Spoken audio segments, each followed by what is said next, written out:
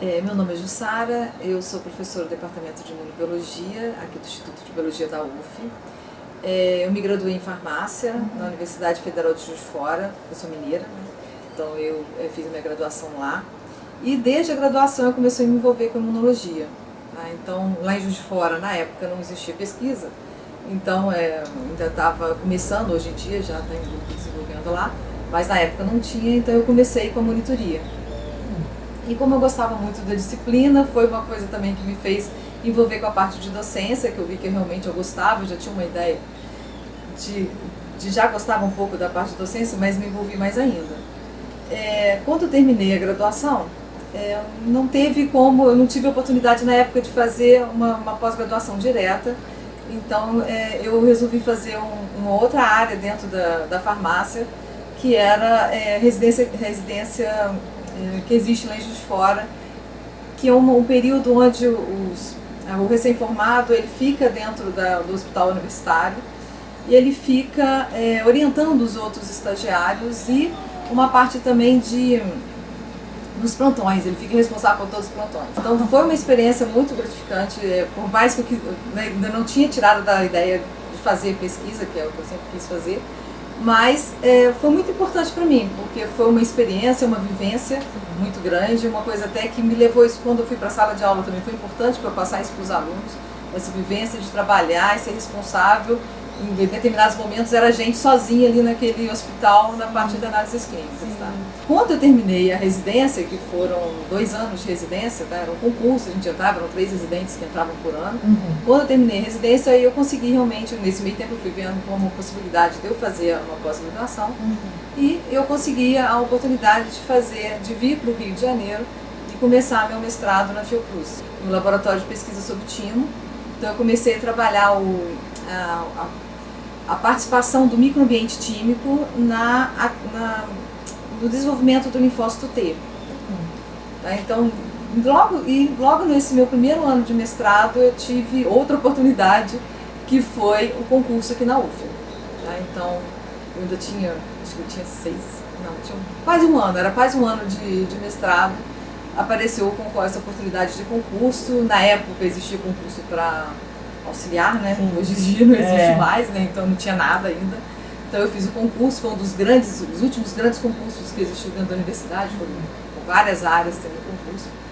E por eu ter já tido essa grande vivência de imunologia durante a minha monitoria e depois durante a residência eu continuei ainda, inclusive dando algumas aulas na universidade, contato direto com a imunologia, eu consegui passar no concurso e entrei para dentro da universidade como professora de auxiliar. Tá? Então eu entrei na universidade, tinha a parte de docência, mas eu fazia meu mestrado na Fiocruz. Terminando o mestrado, eu necessitei ficar um pouco mais na UF, né? Dar uma parte dentro da UF e comecei a trabalhar com pesquisa aqui dentro da UF, junto com a professora Teresa Quirico, que eu havia conhecido na Fiocruz na época que ela estava lá na Fiocruz também. Então eu comecei a trabalhar com, ela estava na época, ela trabalha, a gente trabalha com distrofia muscular de Duchenne, tá? Que é uma miopatia inflamatória genética, mas que tem uma grande inflamação nos músculos, e a gente começou a trabalhar com analisar o tecido linfóide desses animais. A gente estudava em modelo animal. Tá? Então toda a minha tese de doutorado foi modelo animal, que é uma linhagem de camundongo, que a Teresa a gente tem aqui, a Teresa trouxe na época para cá, e ele apresenta essa mesma alteração genética da distrofia muscular de Duchenne. Apesar de eu me inscrevi lá na Fiocruz, no doutorado da Fiocruz, mas eu fiz praticamente todo o meu doutorado aqui dentro, junto com a Teresa aqui na UF. E isso foi uma coisa importante para mim, que quando eu terminei meu doutorado, eu já estava orientando alguns alunos, junto com elas e com ela, e comecei também a ter um grupo de pesquisa já encaminhado, tá? Começando aqui dentro da UF. Então, lógico, algumas coisas eu tive que fazer lá, porque a gente não tem todos os equipamentos, então eu tive que realmente fazer algumas coisas lá. E é importante também esse contato e essa cooperação com outros laboratórios. O meu orientador era o Savino, da Fiocruz, né? Mas depois eu comecei, assim que terminei, eu continuei então fazendo pesquisa aqui na UF.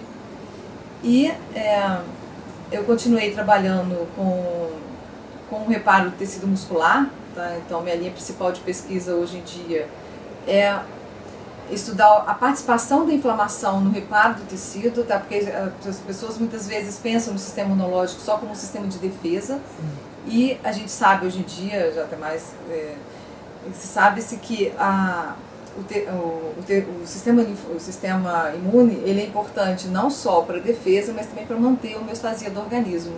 Então, ele está envolvido no reparo tecidual.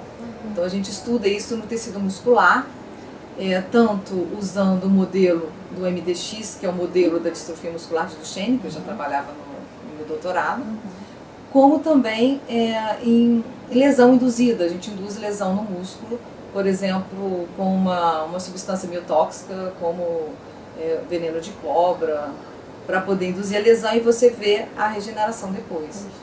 Tá? O que a gente quer, nosso grupo, o que a gente tenta estudar é justamente como o sistema imunológico pode influenciar ou para levar para uma melhor regeneração ou levar esse tecido para uma fibrose, que é o grande problema da distrofia muscular.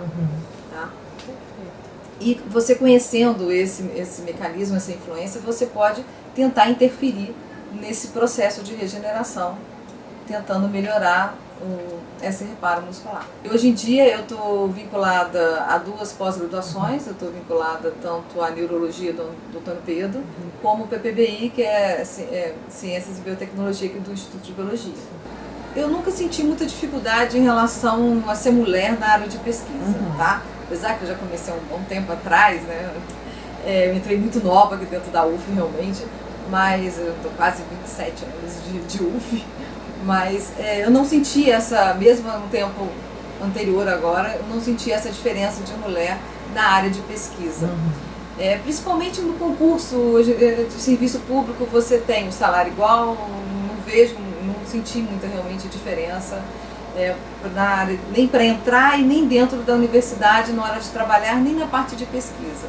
Lógico que a mulher vai ter uma certa dificuldade quando tem filho, mas ela consegue, ela vai trabalhar em dobro e vai tentar repor aquele momento que ela está com o filho realmente, ela não tem como desgrudar do laboratório porque ela vai estar com o aluno. Durante a gravidez não tem como, se você tem uma verba de pesquisa, você tem um tempo para você responder e você vai ter que continuar trabalhando. Lógico, você vai ficar um tempo menor, mas você vai continuar trabalhando e orientando aqueles alunos. Então ela não consegue nem largar, ela realmente não larga toda a parte de pesquisa. O que eu vejo que tem mais diferença, eu acho que talvez a nível de cargos administrativos de mais alto nível. Isso realmente, se você for dar uma observada, você vê que tem muito mais homens. Tá? Principalmente os cargos, não chefe de departamento, já fui chefe de departamento, não sou chefe de departamento, não vejo esse problema.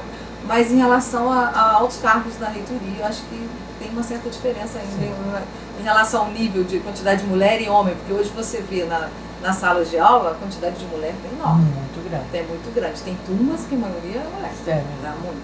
Antigamente tinha aqueles redutos, né? Mas hoje em dia está espalhado para quase tudo quanto é curso.